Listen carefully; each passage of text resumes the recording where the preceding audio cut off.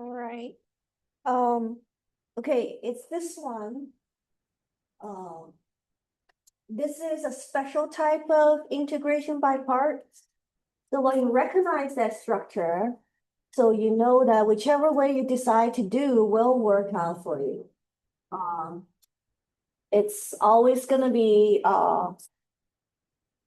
by parts twice and then solve it. That's the technique. Okay, but you just have to be consistent with your picking, right? So if by parts twice, either you pick U consistently to be the trade function, or you pick U consistently to be the exponential function. So that's the only thing you have to watch out. Okay, I cannot tell you which way is easier because it depends on the coefficient for the exponential function and for the sine function. Okay, so you may want to think ahead a little bit and hoping that you work with integers but not fractions. Okay.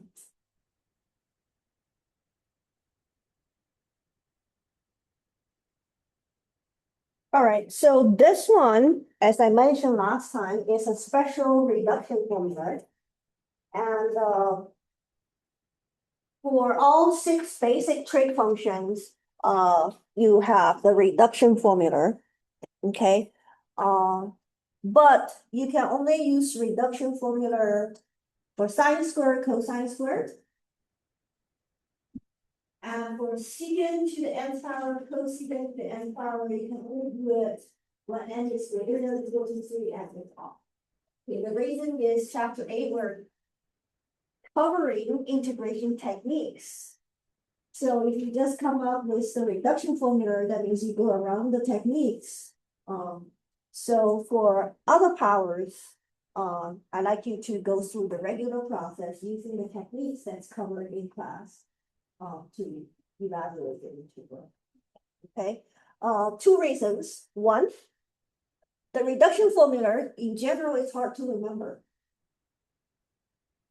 And 2, the techniques is easy to remember because there is a logical way to reason about it. It's all about use substitution. Okay, so if you remember how we derive the technique, then you don't have to memorize it because you know the use of technique, and that's based on that. Okay, so it's no special memorization. Although the textbook tells you that if this is all, then you do this, this is the way you do that, don't memorize it. Okay, you reason by use substitution what you need, and you will remember what to do right away. All right, so just keep in mind. All right. I did go through the quizzes that you submitted. I'm glad to see that majority of you completed and did it pretty well. So that's the good news. And almost all of you showed clear steps. So that's excellent. That's what I like to see on the exam, right? So that's why it's good to do the quiz as a practice so I can give you a comment. But I did notice that some of the files, the picture are kind of blurry. So when I was looking at it, I got dizzy. Okay, so if you notice that I sent out an announcement saying that next time you get something this blurry, then it will make me dizzy. I'm not gonna read it. It's not really good to be dizzy. Okay. So all you need to do is make sure when you take the picture or scan it, you use higher resolution or take the picture, just take a look that your picture is actually clear. Okay, and some of you write small, which is okay. But then if you write small, make sure you use high resolution because then I have to zoom in to look at what you're writing, right? So you want to pay attention to the resolution that you use when you scan or when you take the picture. Also, when you create your file, some of you have the pictures or when you scan it sideways. So when I look at it, I have to look at it this way, right? So make sure next time we do it, you do it the portrait way. And also I noticed some of you did insert the picture into a document and export it as PDF, which is excellent. But make sure the file, you do the, oh, my bad. You make sure it's in the portrait layout, not the landscape, Because landscape, your paper is sideways, and then when you put the picture, it's kind of small. So when you do the portrait, then you can have bigger pictures for me to see, right? Okay, so several things, you wanna, oh, did I lose the internet? No?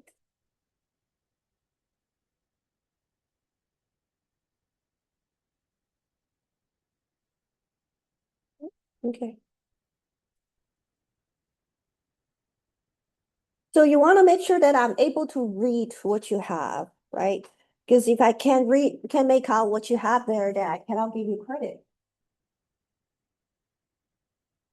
All right. Okay, let's go over this example. Just to review the biparts technique. Okay, one more time.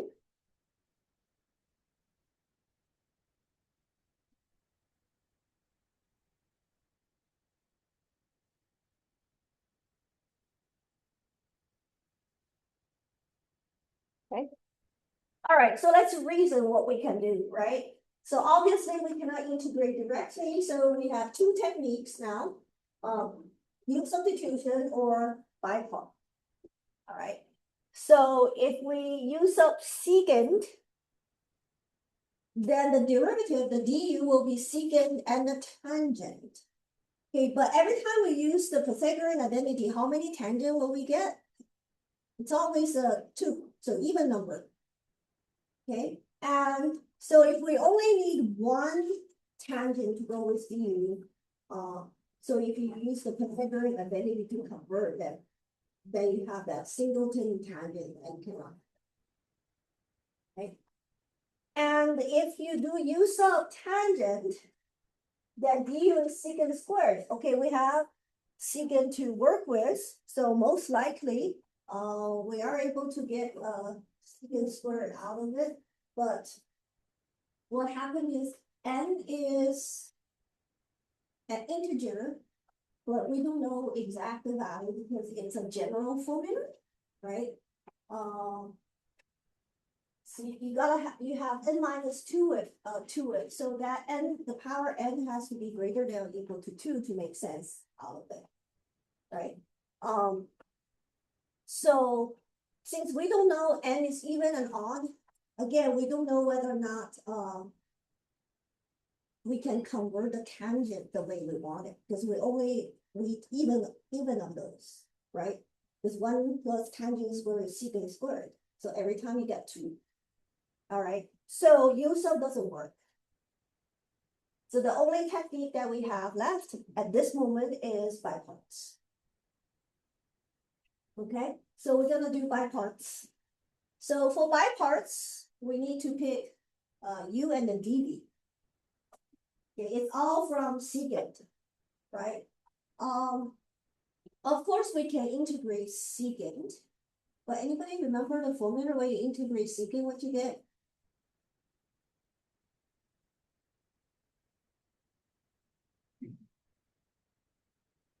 You have it on the cheat sheet yet?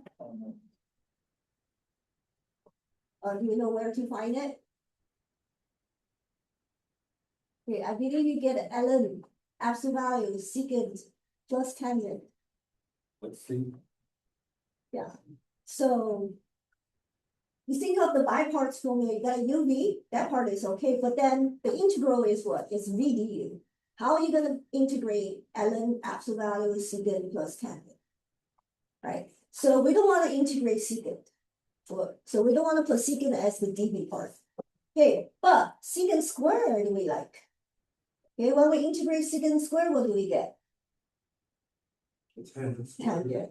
Okay, so that's how we're gonna do it, right? So sometimes when you get a problem, you wanna analyze, right? Can we do this? Can we do that? Well, the ones that don't work can try the ones that possibly gonna help. So we're gonna make u to be secant to the power n minus 2.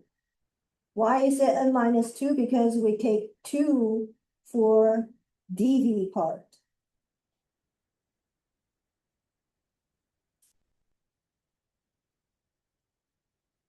So I'm trying to explain to you why we decide to do the step, right? because the reasoning part is important.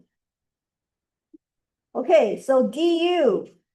This became n minus two. Yeah, n minus two, because we take out two for the dv part. Okay. Okay, so this part is the important chain rule, so we have n minus two. Now secant to the power n minus three. But then the chain rule for secant, we got secant x tangent x.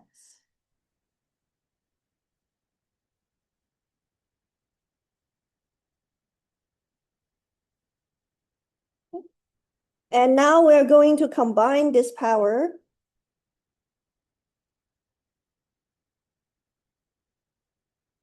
So we get n minus two, secant back to the power n minus two, tangent x dx.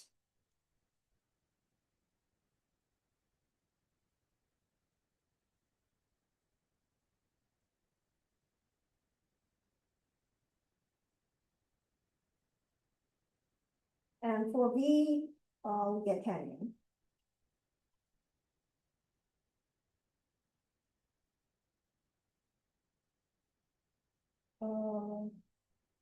Let me move this down a little bit. Okay, so we get uv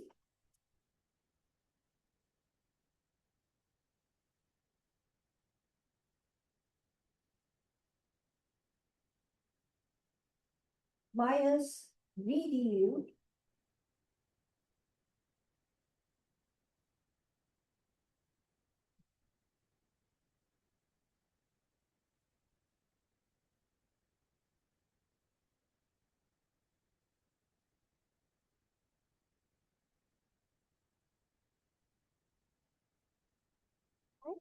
and we are going to do the constant multiple rule, take out the n minus two, and then we're going to combine the powers. Okay, we have one tangent here, and then here is another tangent.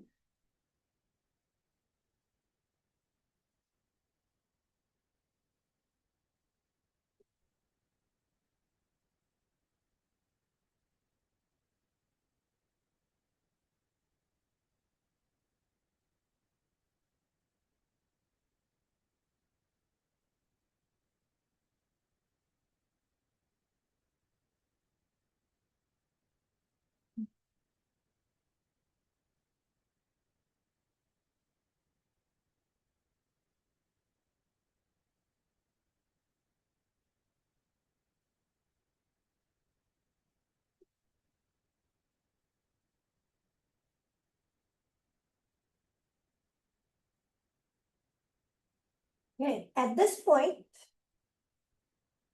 because we don't really know the value for n at this point, it's really difficult to decide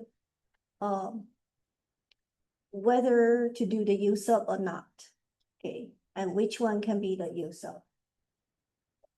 So, but we do know the Pythagorean identity.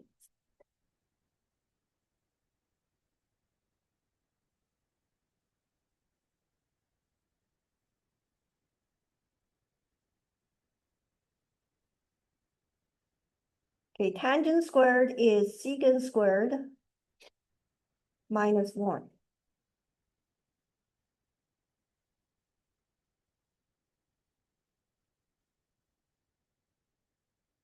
And then next step, we are going to distribute that secant to the power n minus two.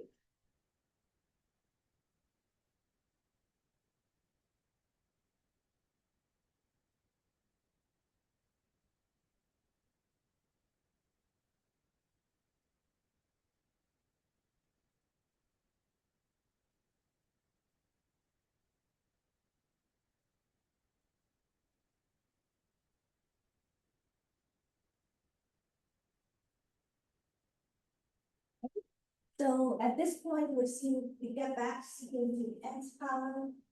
And here we try to evaluate secant to the nth power. So we wanna break the second integral into two parts and then solve for what we need. Oh, is that secant something way the To integral? the nth power, Oh, okay.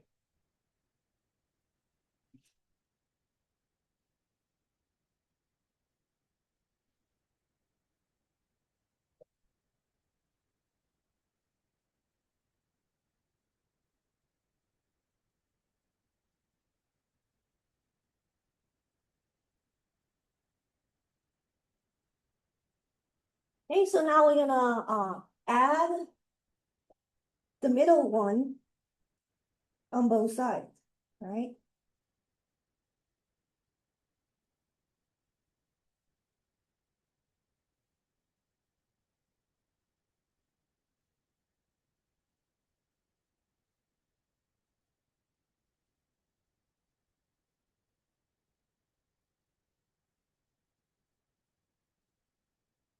So n minus two plus one will give us n minus one.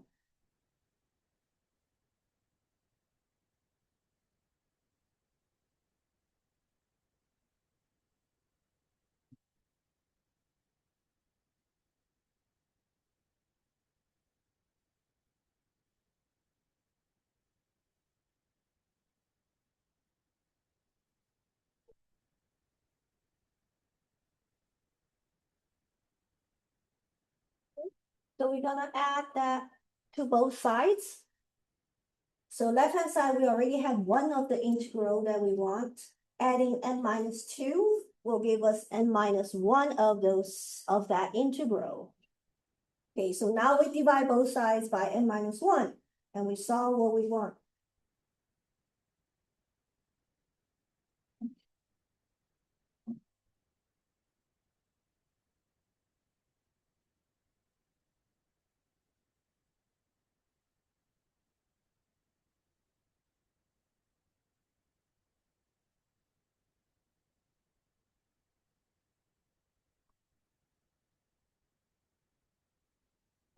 So we have our reduction formula.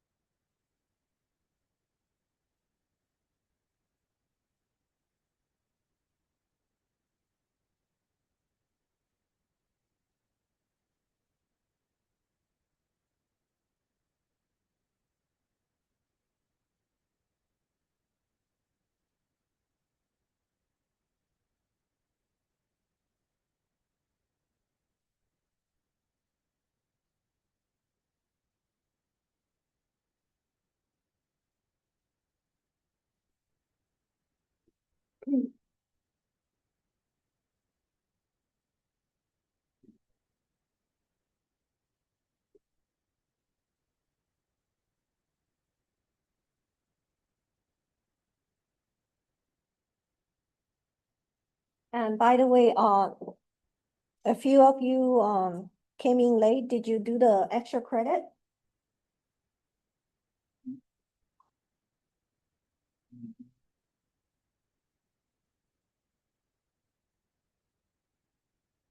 One of plus that. Oh.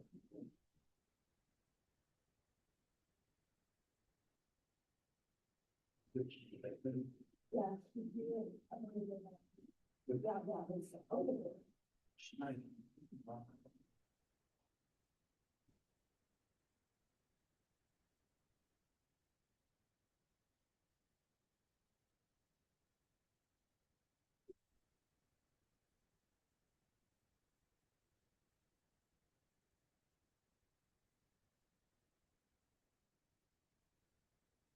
Now we have almost all of you here. I want to repeat that, please remember to do your homework assignment on Pearson. Okay, so majority of you did do it and did really well, so that's the good news. Some of you missed one or two, so you still have time to make it up. it makes sense to practice before exam, so hopefully you do it before the exam and as a practice. But if not, the absolute deadline, still later in the semester, but in any case, you wanna remember that to go and make it up. But I did notice a few of you didn't do it at all. Okay, so, I tried to make it flexible, so the absolute deadline is toward the end of the semester, but it's not fun to try to sit there and complete all these assignments in a day or something, right? And you do need to practice before the exam, okay? So try to find a way to make up. And especially if you're not enrolled in Pearson yet, you need to enroll and get started on that. And also always check your pop-up window setting.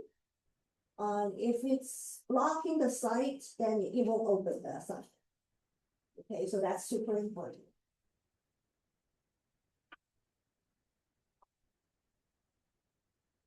So I said everything right. So if it doesn't open, check your block, pop-up block window setting. Okay, 8.3 is on trig integration, special combinations, not all, right? It's talking about combinations of sine and cosine, secant and tangent, cosecant and cotant. Basically 3 groups. So, the textbook tells you what to do based on the powers, if it's even, if it's odd, but it's difficult to memorize it. And it's not fun to always look up the chart when you get a problem, okay? The reasoning behind it is U substitution, okay? So let's go over that logically, reason about it, then you figure out what to do and why. So this way, next time if you're not too sure what to do, you just think about U sub and think about what you need, right? First combination is sine cosine combination, right? So they use letter M for the power of a sine function and the letter N for the power of a cosine function. Okay, so let's first assume that both M and N are greater than or equal to 1. So you do see both sine and cosine in your integral. Let's suppose if we want to do U substitution for sine function, let's analyze what we need for cosine to make it happen. Okay. So if we want to do U sub sine function, you have to think about du right away, right? So if u is sine x,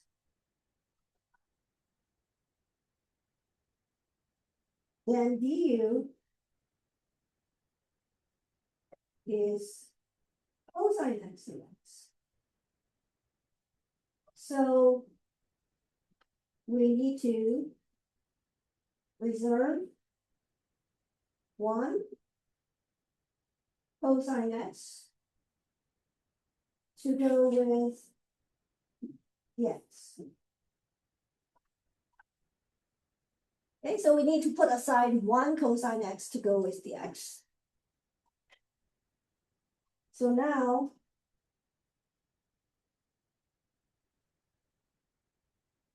we have cosine to the power n minus 1. Right, because we have to break one off, that cosine to the nth power to go with the x, getting ready for the du part. So now we think about the remaining n minus 1 cosine x, all right? So if we want to do u sub sine, so that means we have to get rid of cosine. Okay, we have to write cosine in terms of sine. How can we make that happen? Convert cosine to sine. Which identity will help?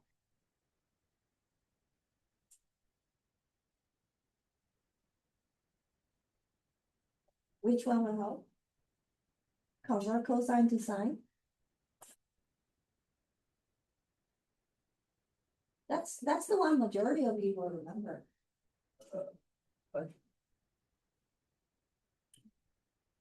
Sine and cosine, how do they relate it together?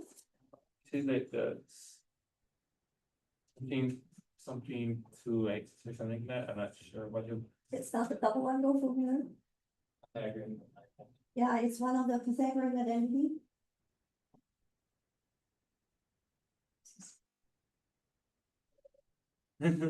Is it cosine is equal to 1 minus sine?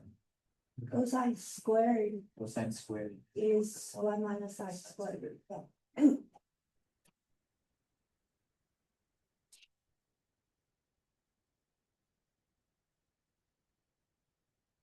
We need to express the remaining part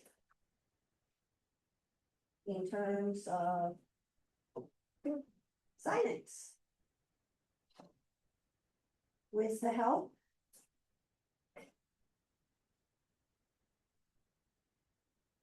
from this. Cosine squared x is 1 minus sine squared x.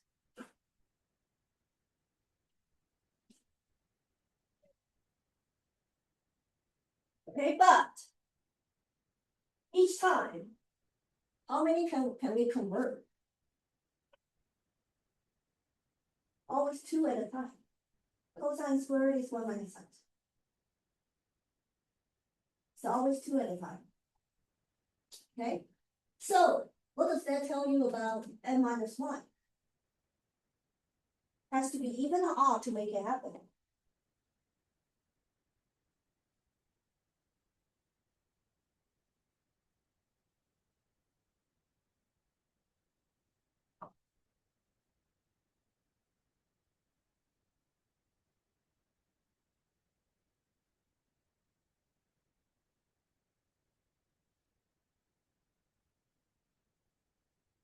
Be even or odd to make it happen. Even because every time you convert two of those. So to make it work out perfectly, n minus 1 has to be what? Even.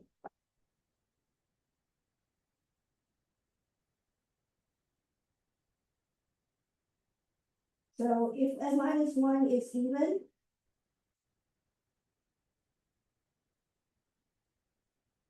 then n, what can you say about n? N is even or odd?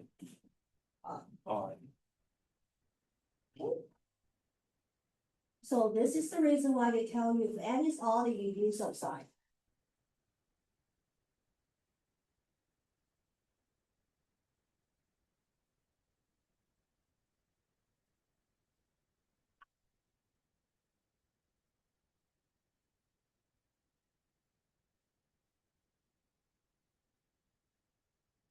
Because then all the powers will work out perfectly, right?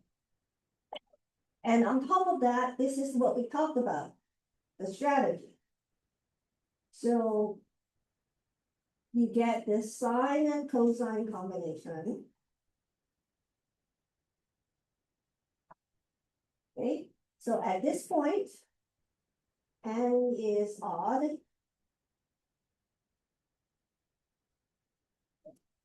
So as we talked about, we'd like to reserve the sine part because we're going to need to use up for it. For cosine, we're going to break one off, right? To prepare us for u substitution.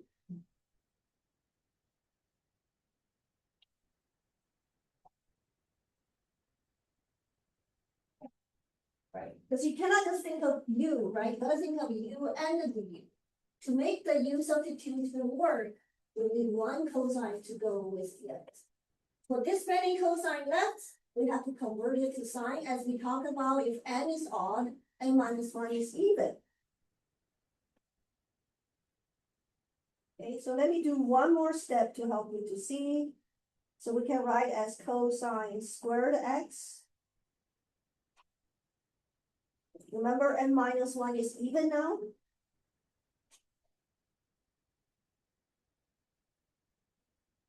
Okay. And before the u sub, we do one more thing. We want to convert cosine squared to sine squared.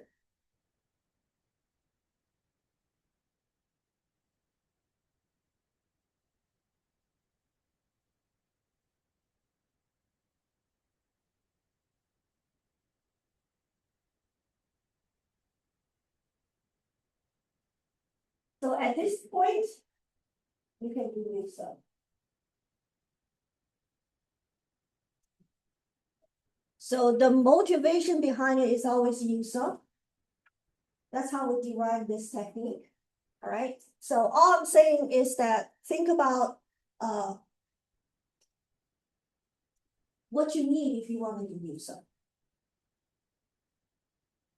And that's why the textbook will tell you if n is odd, use up sign. So don't memorize that rule, right? You reason. And that's how you remember.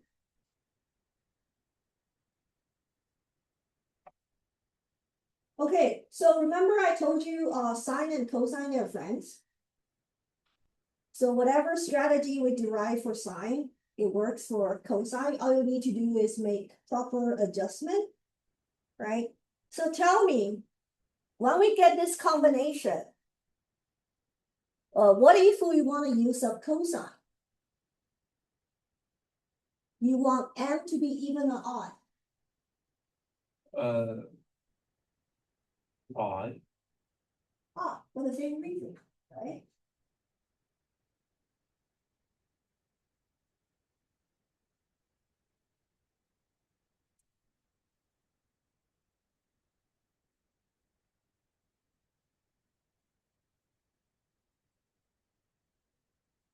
And for the exact same reason, you just make your proper adjustment, right?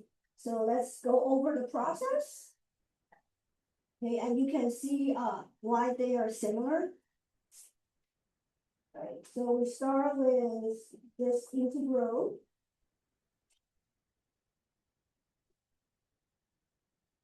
Okay, and we want to use a cosine this time. We know m is odd. Right, so tell me what to do.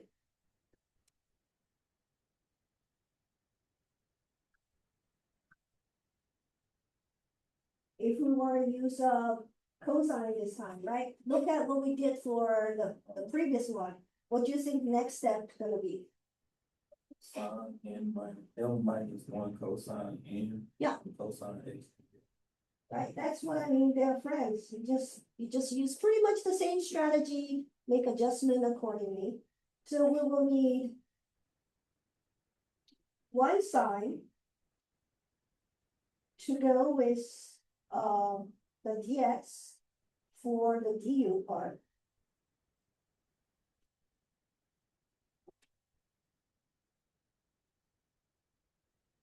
And next, we want to try to convert all the sine to cosine, right? We do it 2 at a time.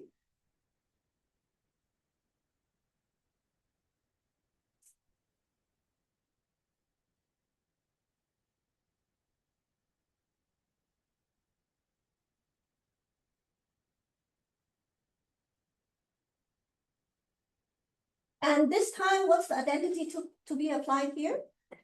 So last time we used the 1 minus sine square, and here we're gonna use what? 1 minus cosine squared. Exact.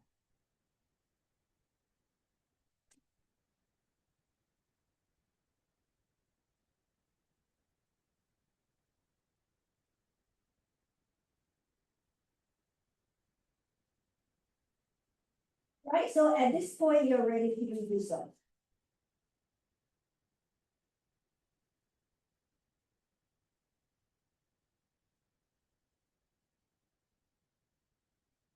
Okay, so if you forget about it, just remember what we did today, we reasoned about it, reason about what we need. Okay, so the helpful identity here is sine squared plus cosine squared is 1.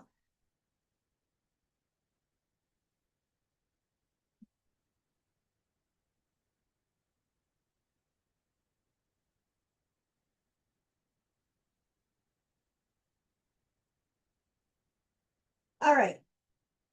So what if we only have powers for sine function? So let's analyze depending on the value for m, if it's odd or if it's even.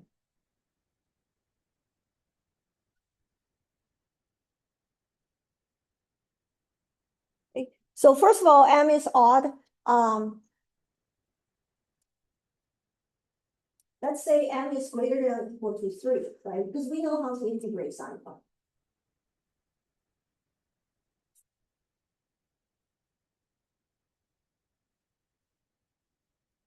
All right, so we have an option. Option 1.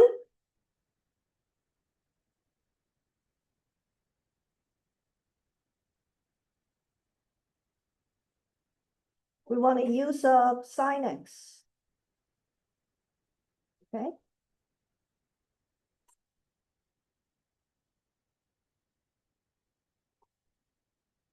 And then option 2. We use cosine x. So I gave you some time, okay, to discuss with your neighbor. It's pretty much same strategy we're talking about if you use up sine what we need, if we use up cosine what we need. And so try to apply what we just talked about to this new situation right here, but remember m is off now. Okay, tell me which option will work. Use up sine or use up cosine? So.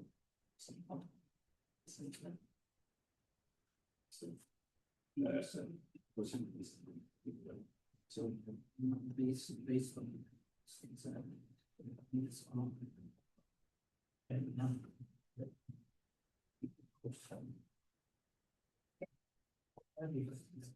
Yes.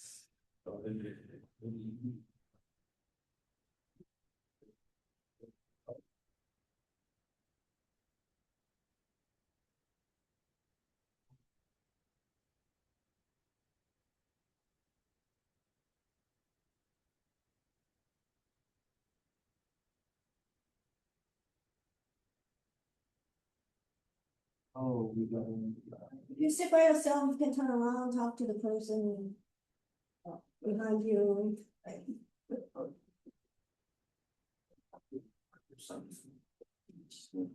Right, it's pretty much the same reasoning behind it.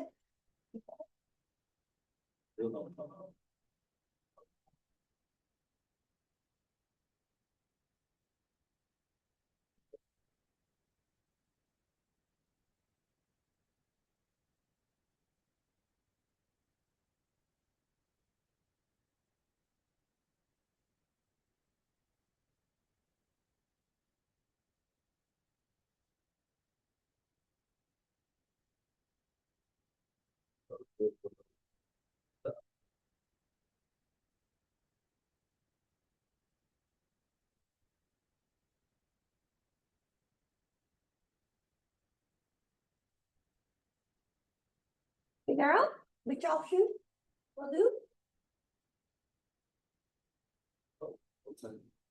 Use of cosine. Okay, it's kind of like a hint there. It's odd. Use of cosine. Okay, because the number works out. Think about you use of sine. How many cosine will you need? 1 to go with the x. And you can't get just 1 cosine. Because every time you use the identity sine squared plus cosine squared, this 1. It's always 2, 2, 2, 2, 2 at a time.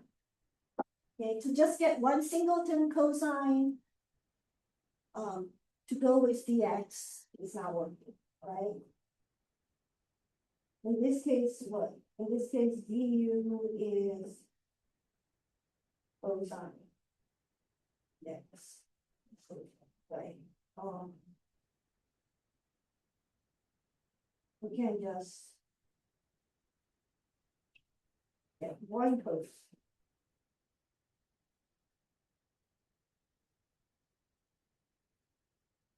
The numbers don't work out. Okay. And remember, we don't get to take root.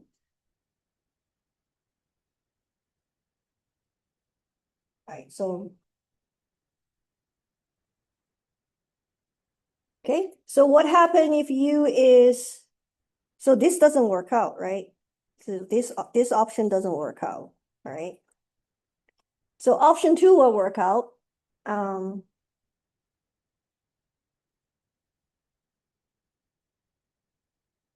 if that's the case, du is negative sine x dx. Okay, so we need one sine x.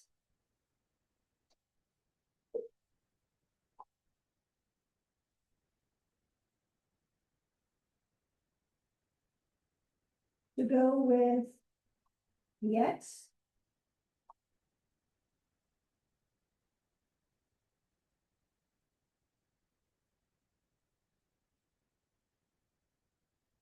Okay, and we need to convert the rest of sine to cosine.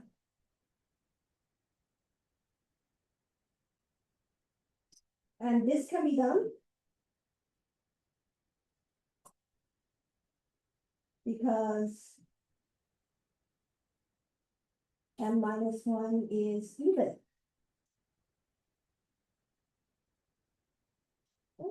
So let's see what we're gonna do.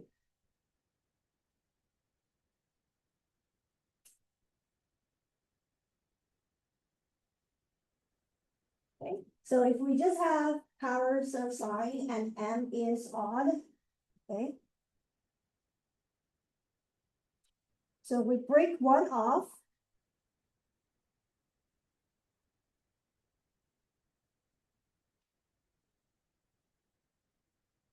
Oh, by the way, this reminds me, when I was grading your quiz, remember, you don't always have to solve for dx.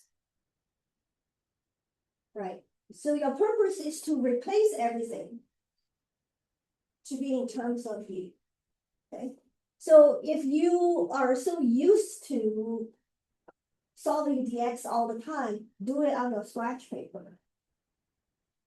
Okay, but when you write your solution, the next integral after u sub has to be completely in u. Okay, I don't want to see an integral that has x and the u in it. It's like a partial u sub, all right? So make sure you do your work completely. All right, for example, I don't solve for dx. I don't do du divided by negative sine.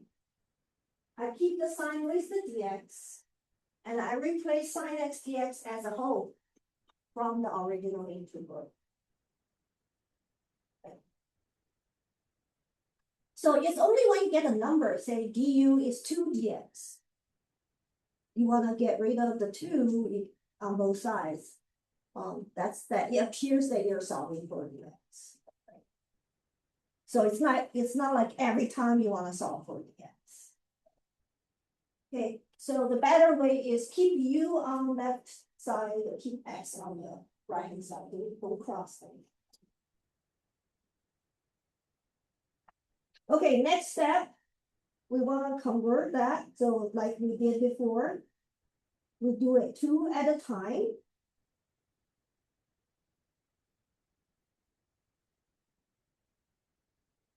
And we use the trig identity 1 minus cosine squared, right? Because we use a cosine.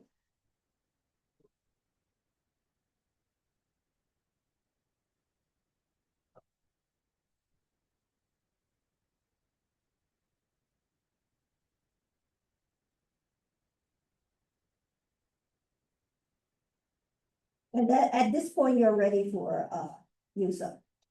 Okay. Because everything is set up, then you can proceed with the u sub.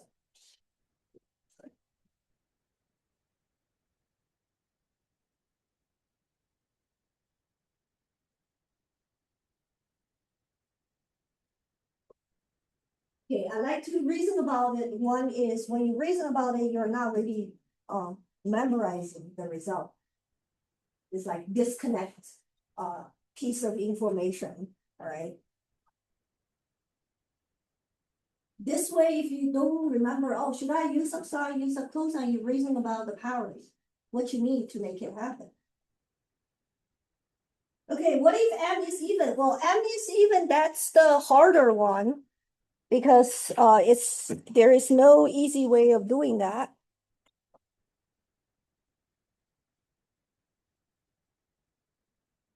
Okay, because when you use up sine, you need a singleton cosine. When you use up cosine, you need a singleton sine. But in any case, you work with odd numbers. It doesn't work out. You can't convert it. Okay. So this is case you want to remember this reduction formula. Sine squared x is 1 minus cosine of 2x over 2.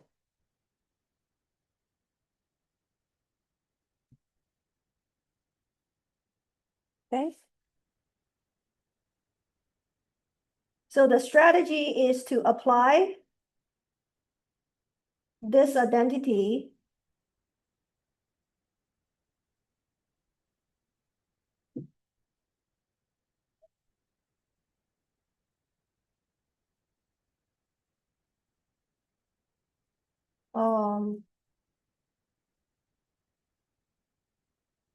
to convert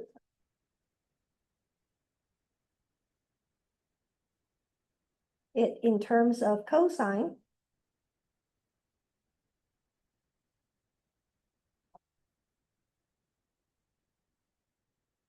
Okay.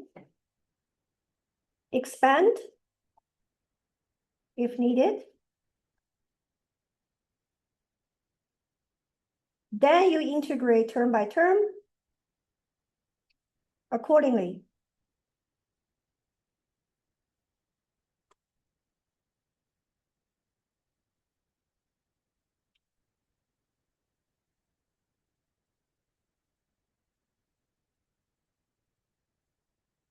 Okay, because every time you do that, the power is reduced. Right, from square to power 1. Okay, so you're gonna do that accordingly.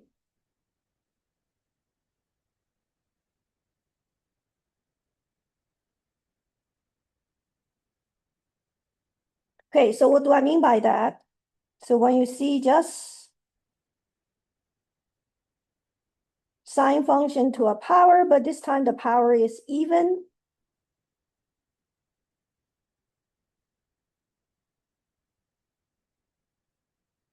So you wanna write as sine squared to a power.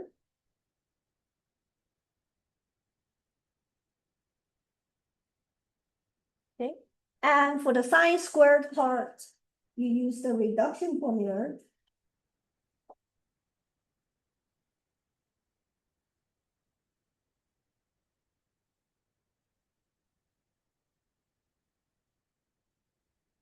Okay, so at this point, if m over 2 is not 1, you expand.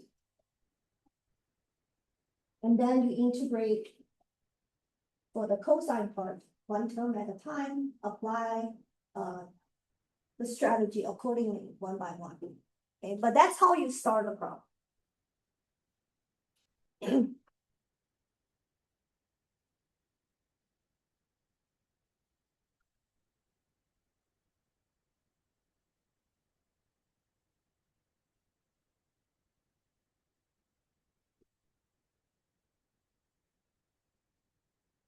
Okay, next, what if m is 0? Again, you have two options.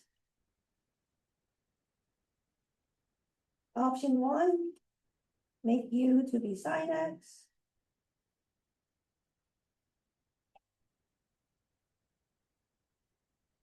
And option 2, make u to be cosine x. Right, so talk about it, which strategy will work in this case. Oh.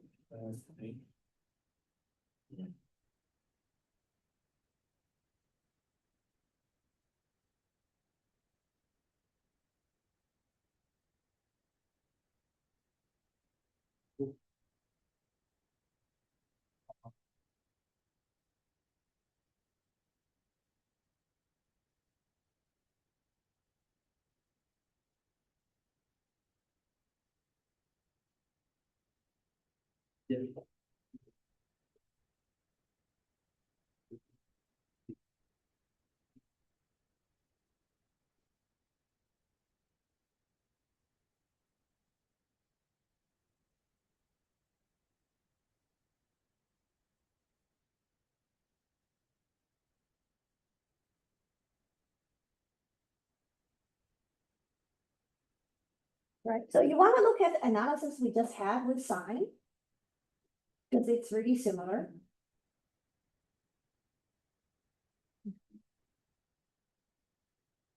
So which option definitely won't work out for you?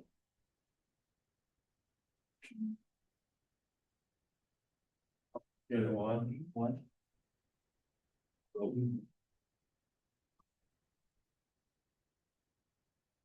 Wait, how did we analyze the sine function?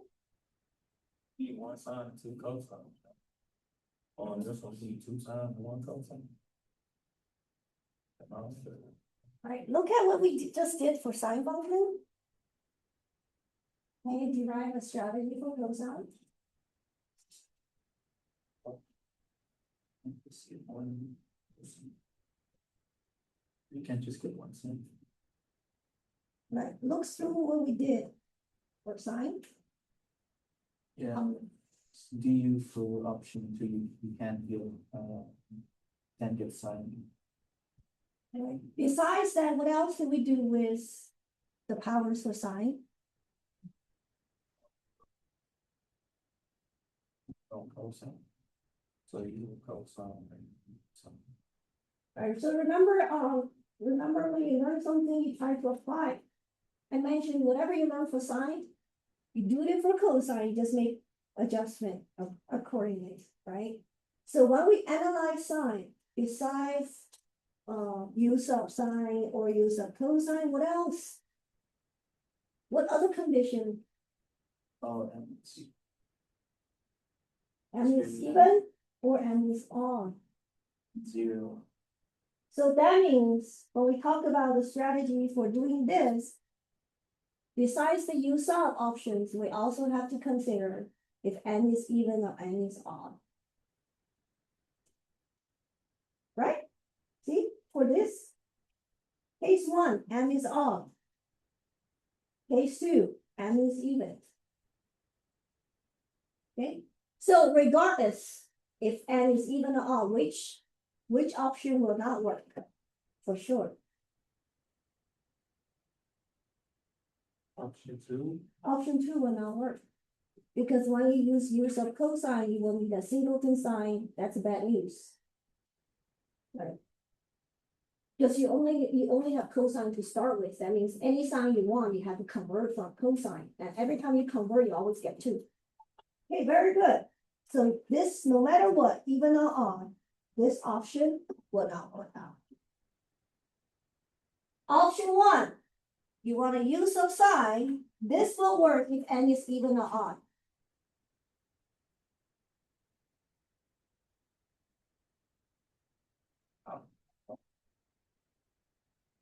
Right, I mean, hey, Need that. Yeah. for sine function, you use of sine, if m is odd. So for cosine function,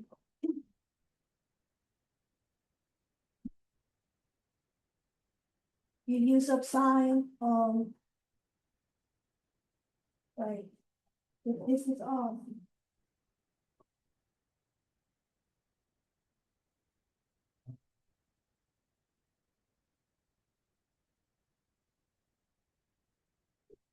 Because if you don't just have a singleton cosine, you know right away how to do it. And this is what you do. If n is odd number greater than or equal to 3, you use of sine. Okay?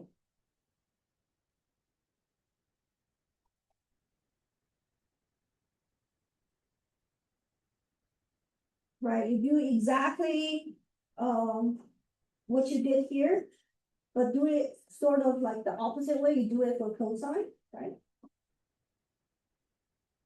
So you break one off.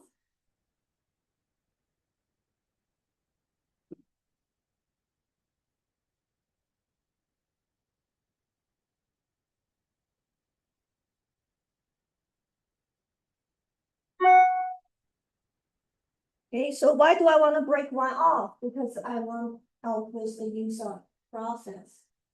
Right, if U is sine, du is cosine x dx. Okay, if n is odd, the remaining is even.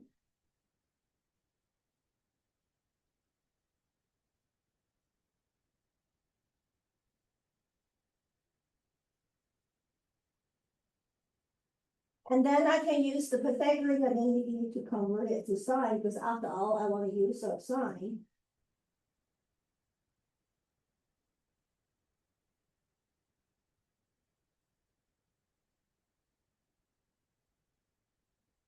Right, so at this point, you can use a. Because everything is set up. See, every time we do an example, there is a purpose to it. Either you learn a new technique or you reason and see how you apply the concept, right? So we reason what to do with the integral of just sine function with the power. And now you want to apply what we just practiced to a new situation, talking about integrating just cosine, the power of cosine. Right? It's same reasoning. You just have to make a little adjustment, right? If you just stay with appearance, you would say, I don't know. Because we just talk about sine, now we talk about cosine, it's totally different problem. Okay, so don't be fooled just by the appearance. You want to think about the connection, right? You want to think about what you learned from each example, right? You want to see how the concept being applied. And then next time you get a new problem to solve for it, you're better equipped that way, right? Okay, so this is what n is odd. If n is even, what do we do?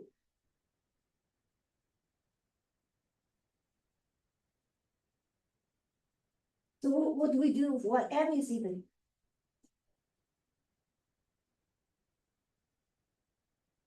We apply the reduction formula, right? So now if n is even, we're gonna apply the reduction formula, but which one? Do we still apply the same? Sine squared is 1 minus cosine 2x over 2. Which one should we apply here? One plus. Yeah, exactly, the cosine one.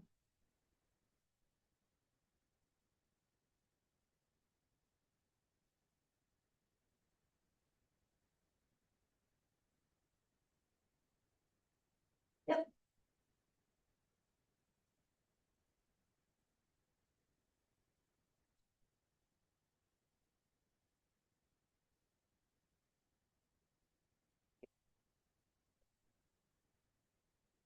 So when you do Pearson homework, right, they have like show me an example or help me solve this, which can be a helpful tool, but if you're not doing it right, it's not helping you. Because you're not really learning the concept, you just get it done. So you finish the homework, but you didn't learn things. Okay, so use those tools carefully. Okay, I'm not saying you cannot use it, I'm just saying use it wisely. You want to learn something from it, right? Just like this example. I showed you one example what to do here. Now I change it a little bit. Can you do it? So if you learn something from the previous example, you are able to do this one. If you didn't learn anything from the previous example, you will say, I don't know, never done an example like this before. Okay, so don't be fooled by the appearance. You want to see through it, see the structure. See, you identify the problem by types, not the appearance. Okay, so similar to that, right? When you actually apply it, what are the steps? Well, the initial 2 steps we know.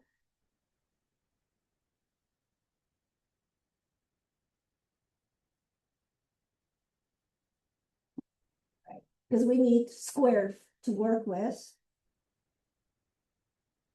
And then we apply that identity to cosine squared.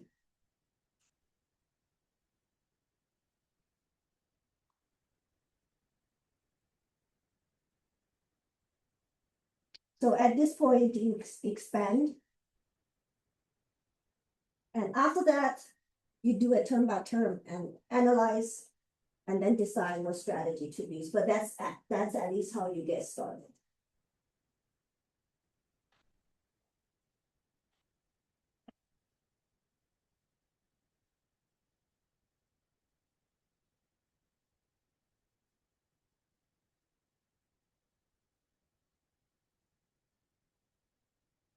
Okay, so please do work on the trig identities because we integrate trig functions. You know the trig identities is a great help to you. Right. Okay, next case. So what if m and n they have the exact same value?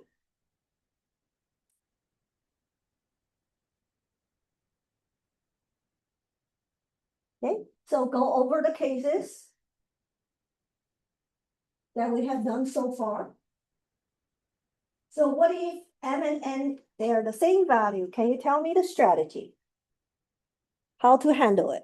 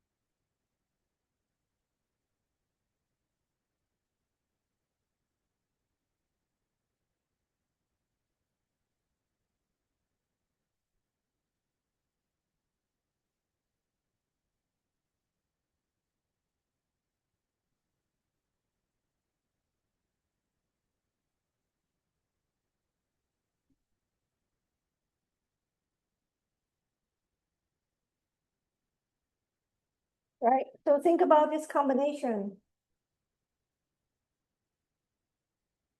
If n is odd, what do we do?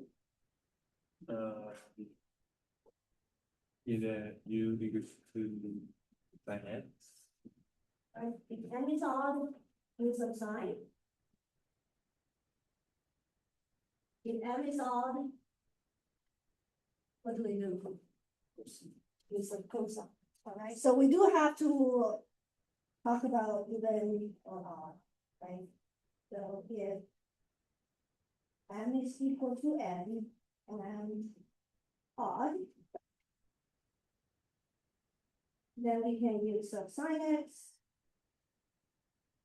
or use a cosine x.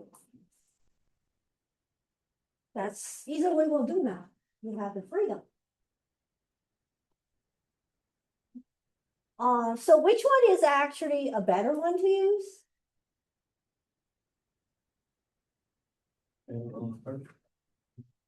Would it be sin x, because cosine x, you have to deal with a negative of.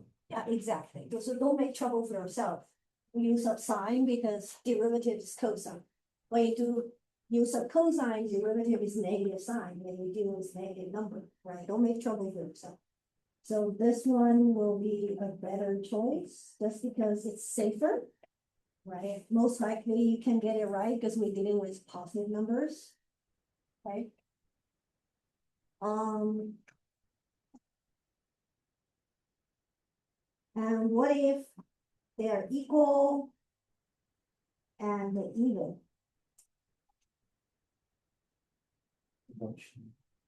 Reduction formula also, yeah. Okay. Then you want to apply the reduction formula, at least get started with that.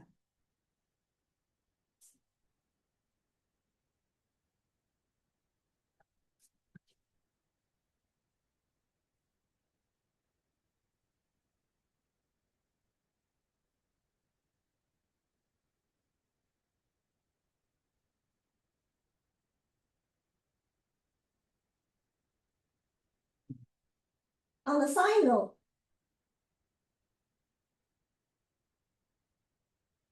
we do know this double angle formula. Okay, so you know that sine x, cosine x is this. Okay. So another option.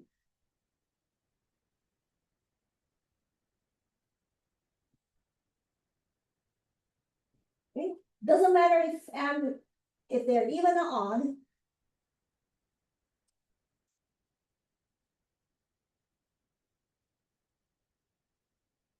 You can convert everything to sine function.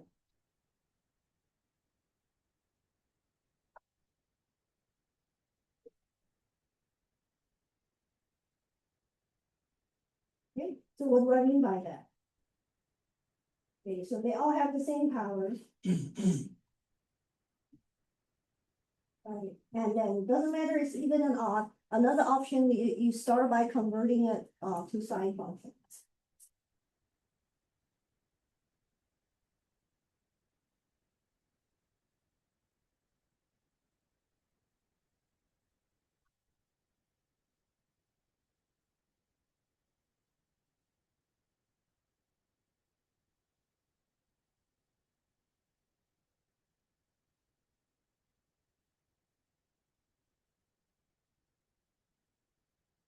And then you apply the strategy according to if n is even or n is odd.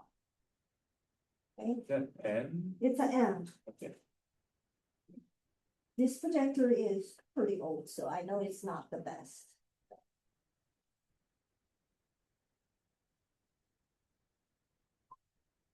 Okay, so at this point, you decide what to do based on if n is even or n is odd. That's another option.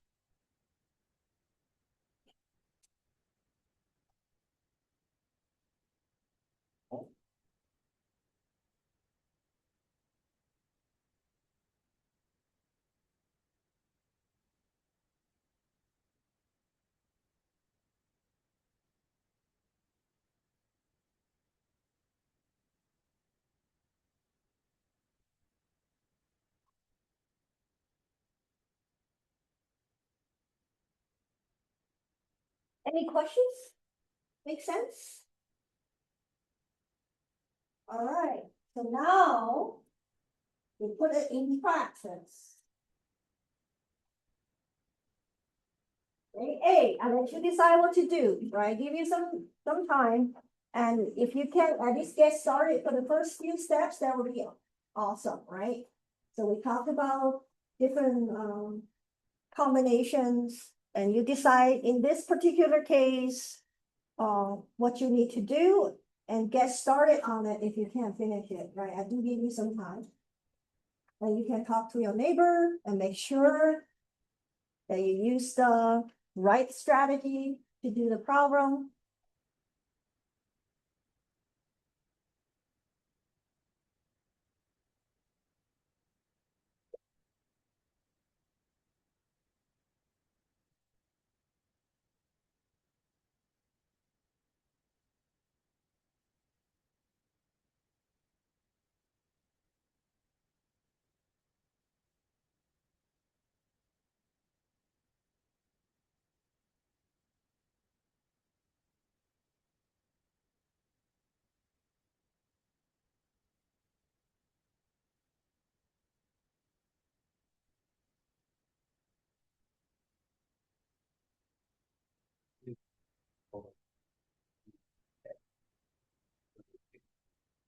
And once you decide on the strategy, do get started evaluating this interview, right?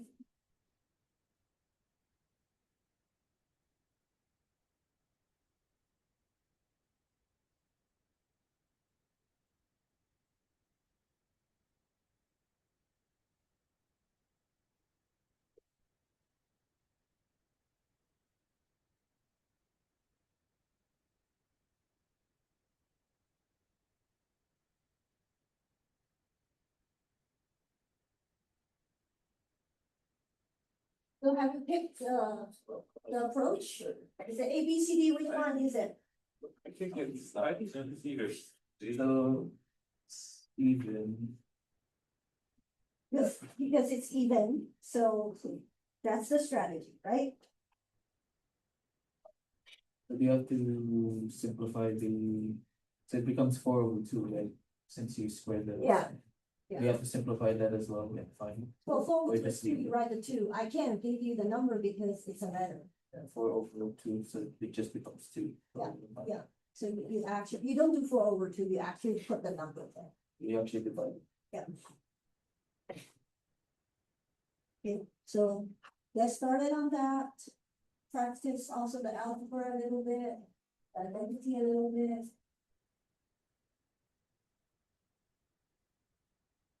So right now you're working on your muscles, right? If you walk into the gym and then you watch someone doing it, you're not doing anything.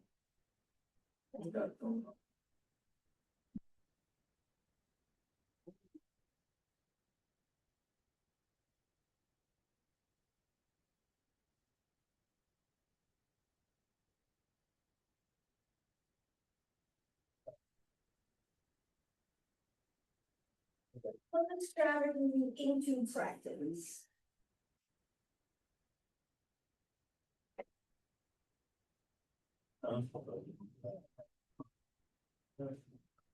But it's part of the science. Imagine science will be.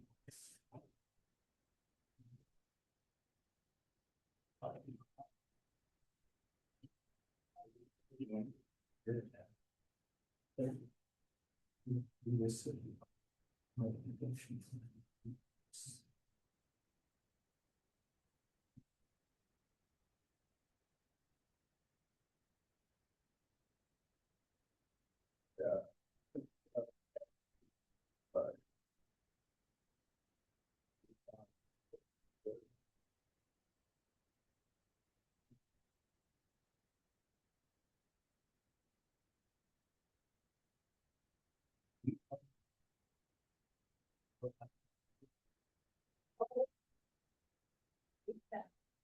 why you put each practice and then you have to do that.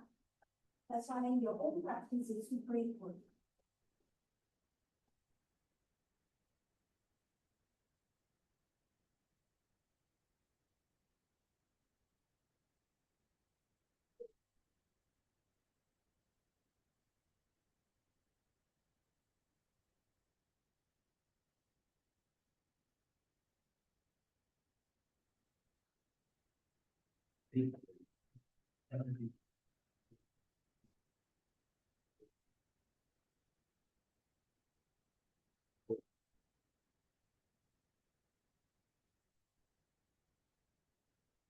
There's some.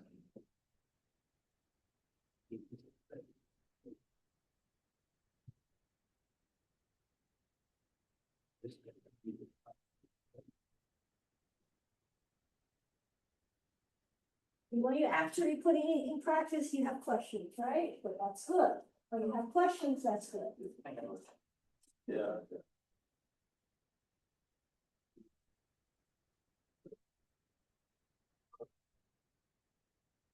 Okay, so strategy says you're gonna do two at a time by using the reduction formula.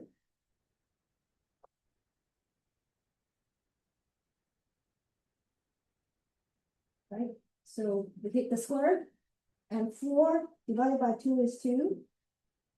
Okay. And then now we're gonna apply the reduction formula. So that's 1 minus cosine, how many x there? Because you have to double it. So it's 6x.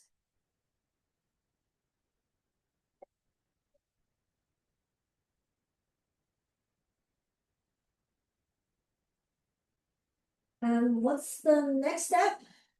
Spanish. Expand, so now you have to expand the power. That takes a little algebra.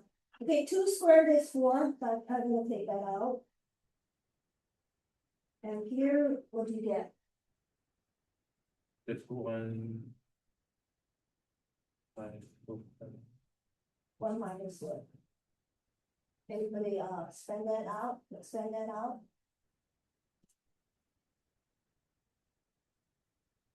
Okay, so hopefully get it right.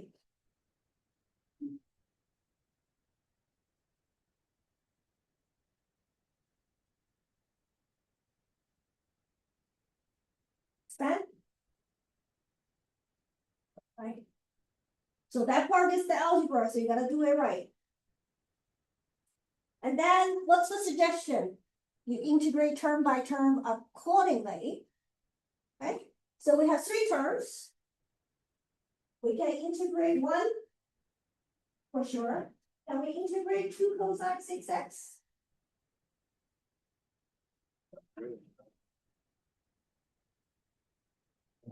It's a singleton cosine x. Yes, we can.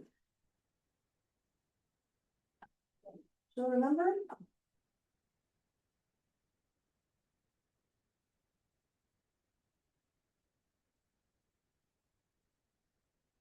Yeah.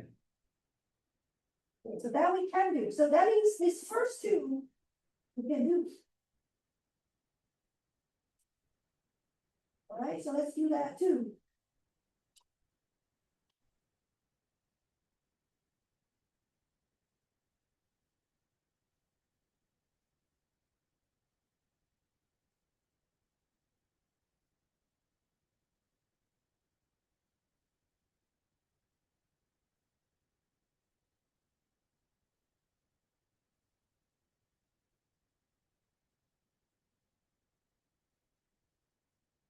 Okay, the first two we can do. What about the third one? What do we do with cosine squared?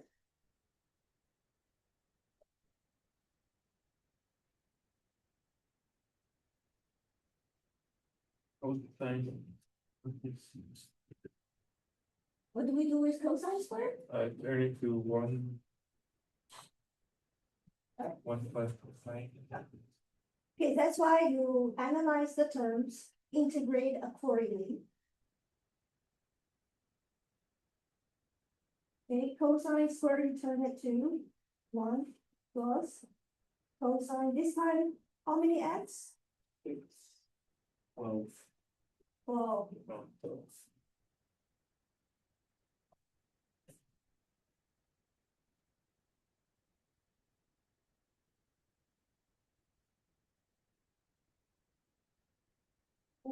And at this point, the rest is just, working things out carefully.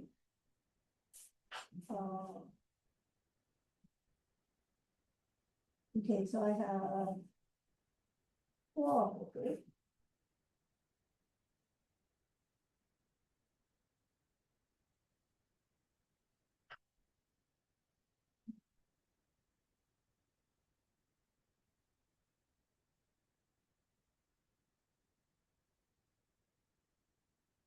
Okay, by the way, C is not just at the end that you add on the C, right? At this point, all the integral sign disappears, and that's the time you write the C.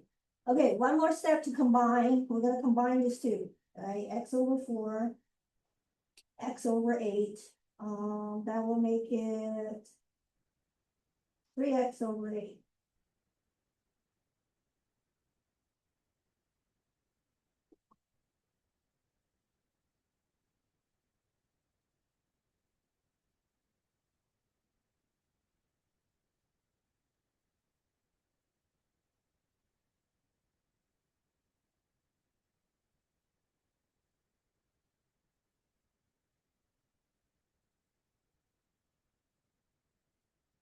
And please also work on the basic integration formula. Because then you know what you are able to integrate right away by applying the formula. And what you have to use special technique, right? So I did make a list of all the integration formulas earlier. Just look up your notes.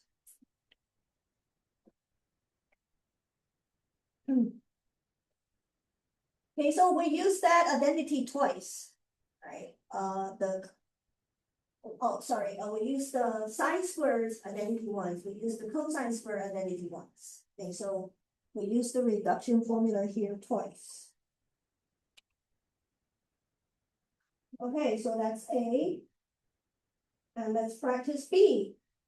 Can you figure out what to do and get started on B?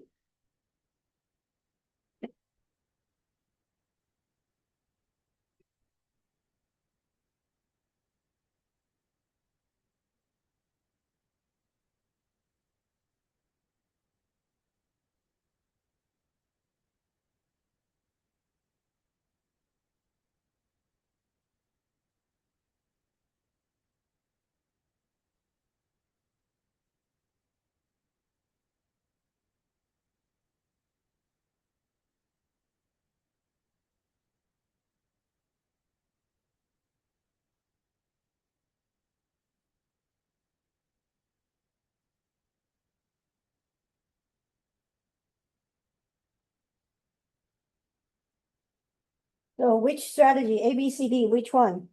Figure out?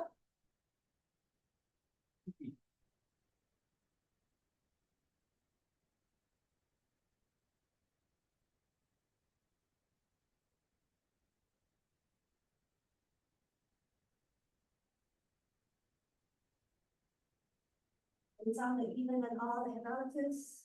What's the strategy? Is it A, is it B, is it C, is it D?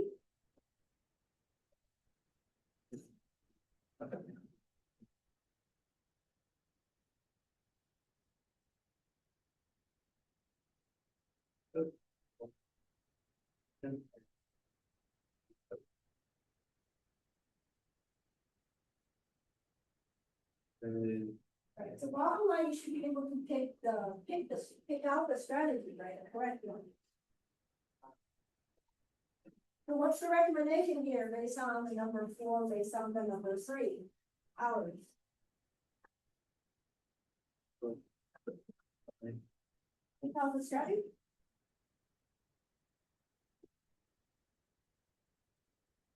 Right, the combination, we're talking about these combinations, all listed, the strategy, cannot find one. Which number is odd? Cosine. Cosine is odd, so n is odd, if n is odd, what do we do? Use sine, subsine. Hey, thank you. Just sine. All right, then you subsine. Figure out the strategy and then apply it.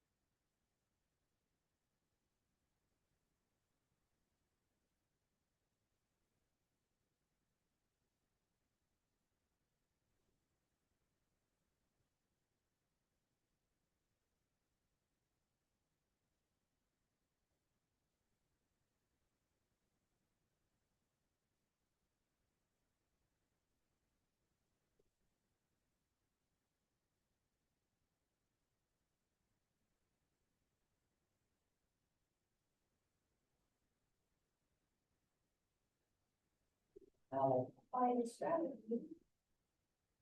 You know, you have to use something.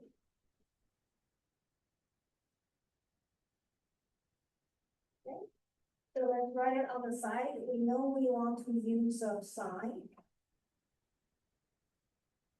So V is 4 cosine 4x. Yes. Right, so we need to break one cosine off that.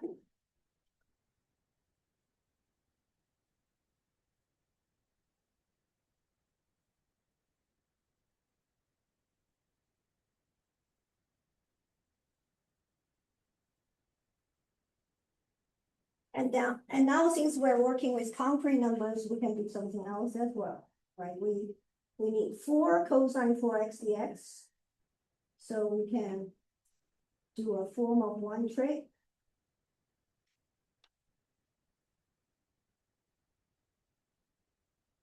Okay, and cosine squared here, we write as 1 minus sine squared.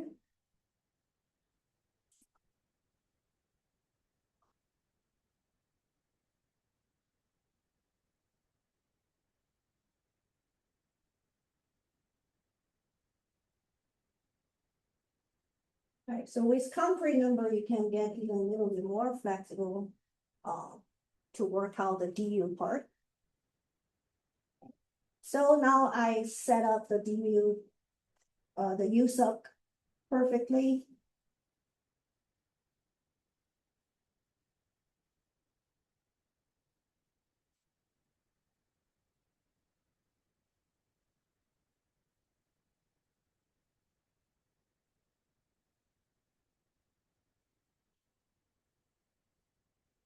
And we can, at this point, distribute the power u to the 4th.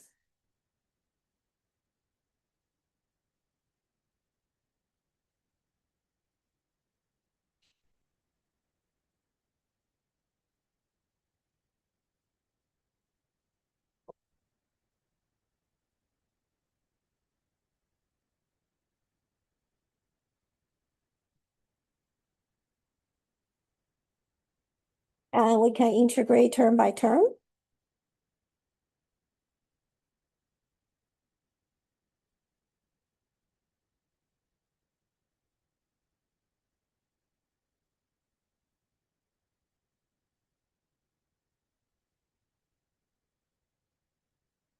And then one last step to work on the numbers and replace u back by sine 4x.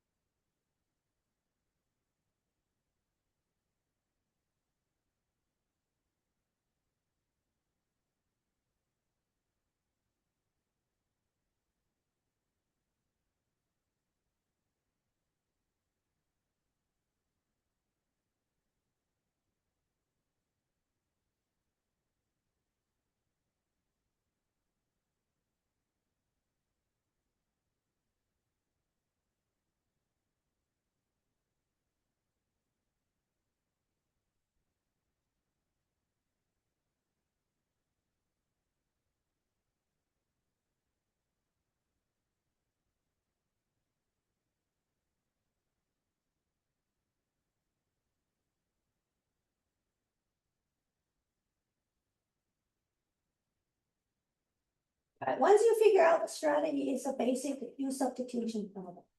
It doesn't even use byproducts.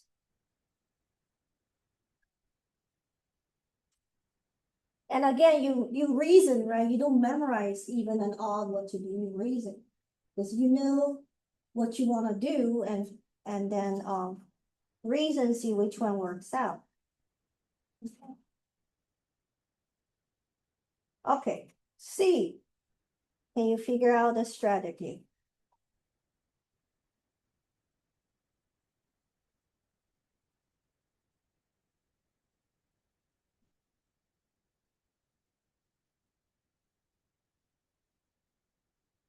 So what do we do here?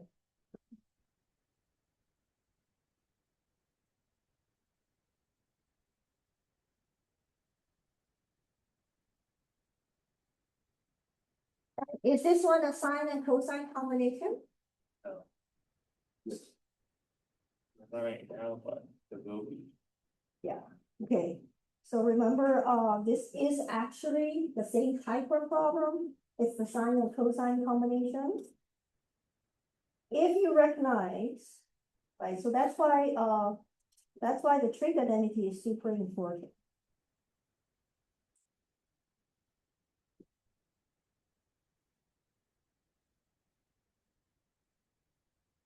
Okay, so if you recognize, 1 over cosecant is what? Right. The sine, yeah. So this is a sine cosine combination problem.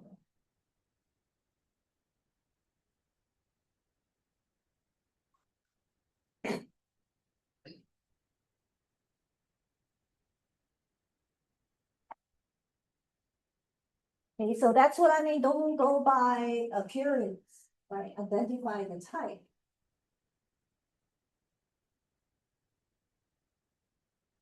So now, can you pick the correct strategy?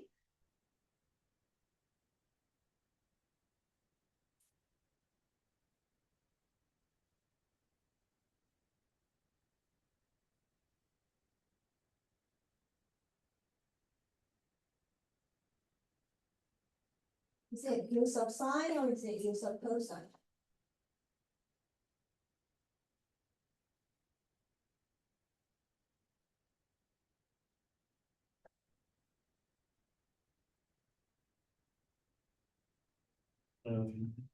Well,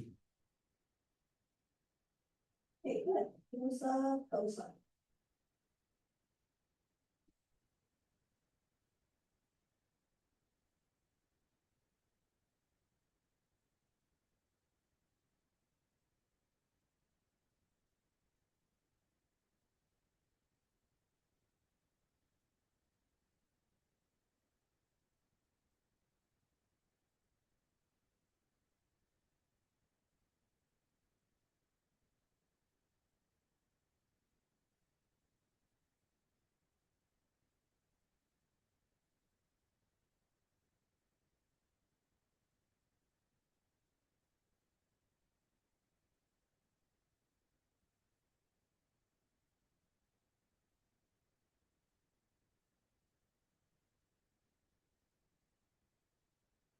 So the strategy says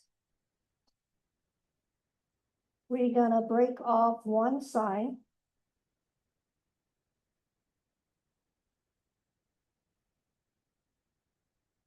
To let it go with the dx part.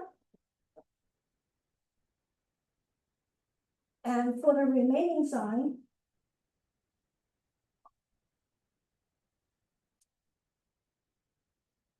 we want to convert it to cosine. But this one is what? This one is sine squared. Squared.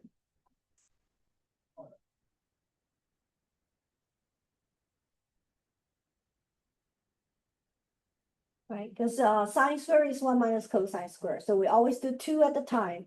So we have sine to the 4th left. That's sine squared squared. Okay, so one more step to set up the new sub.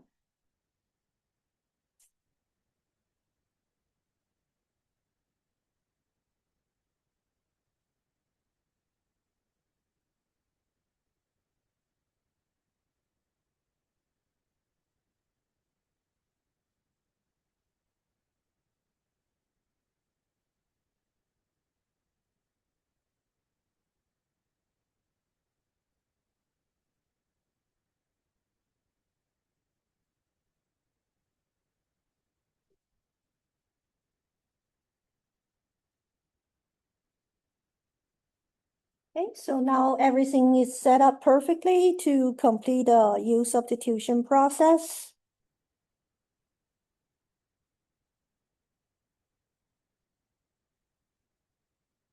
So we have U squared times 1 minus U squared.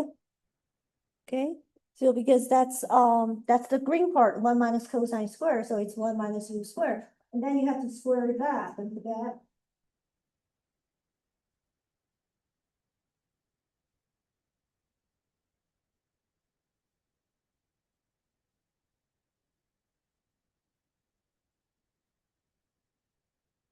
Okay, so from this point on, basically, if you have the algebra right, then you get the evaluation correctly.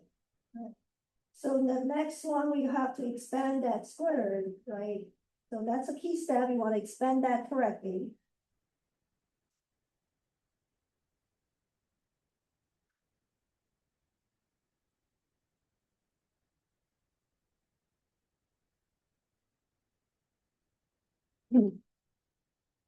Okay, and then you distribute the U squared before integration.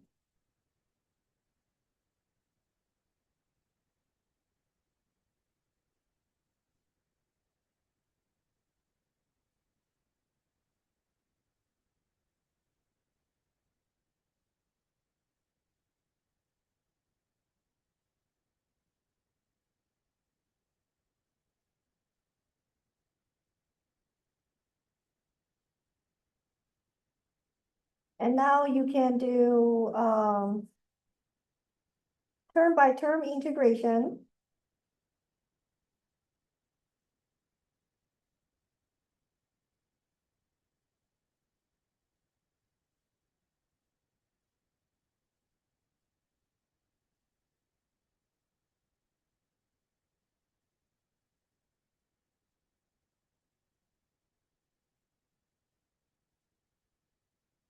And then one last step is to combine the numbers and replace U back to cosine.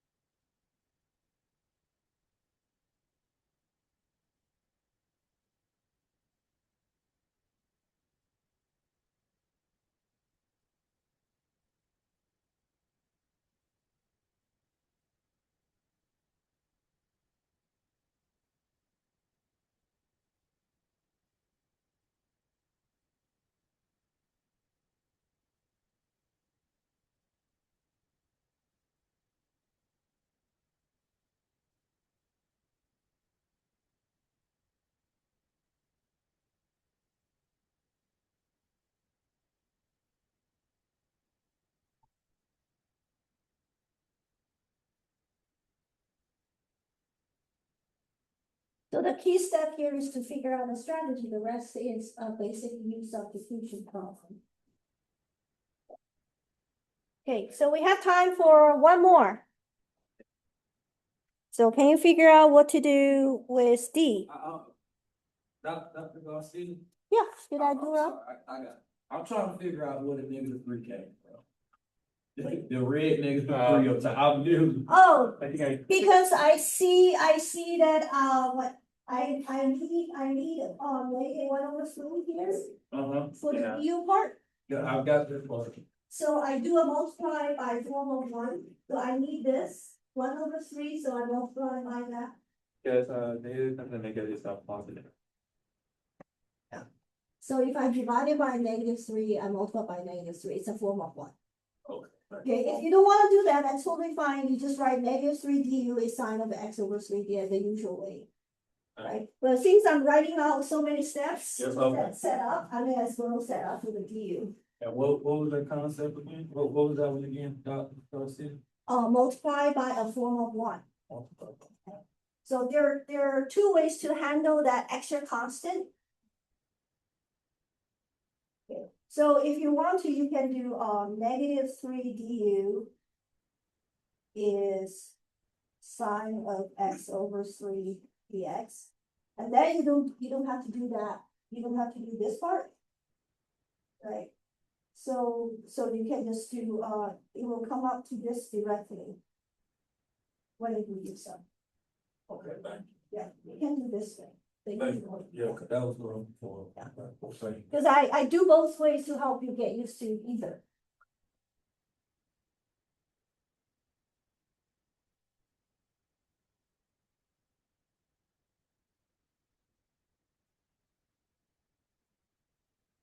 Okay, so one more problem that we can do, D.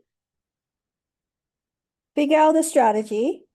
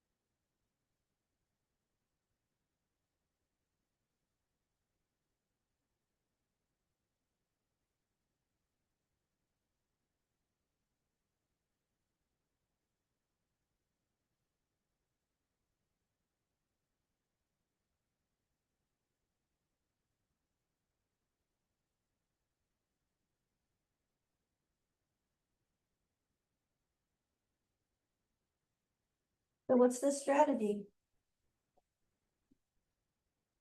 So this is the case where, M and N, they're equal and those even. So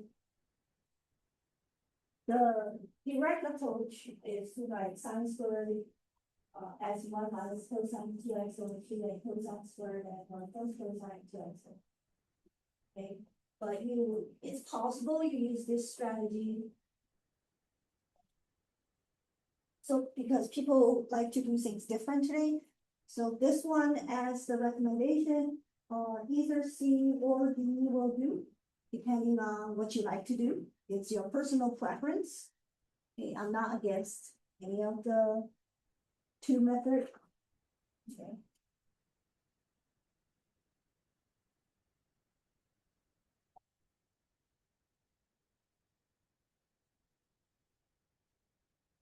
Okay, so if we do the usual recommendation, sine squared here is one minus cosine, how many x? Or, 4. so, Okay, and then cosine squared here is 1 plus cosine of 4x, yep.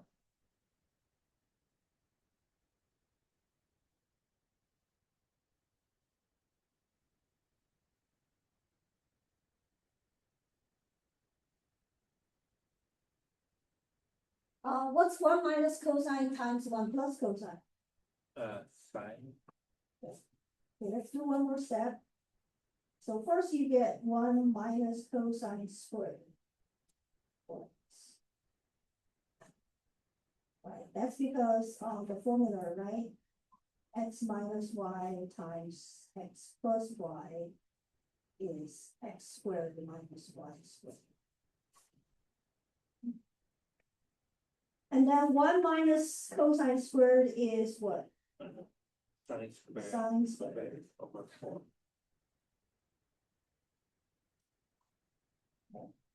And now we integrate sine squared, what do we do?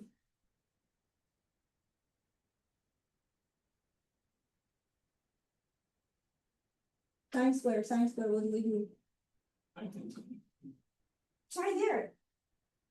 The formula is given right there. Okay. Okay, so that's 1 minus cosine, how many x this time? 4. Yeah. 8, yeah.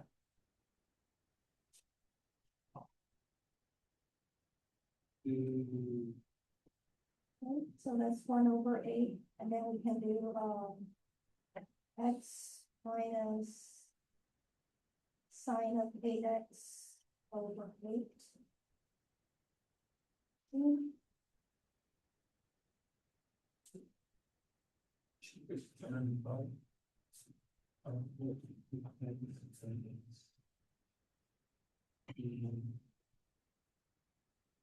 All right. And this 3, bless you. I leave as extra credit for now, but I do go over the answer next time, but I encourage you to practice. Okay?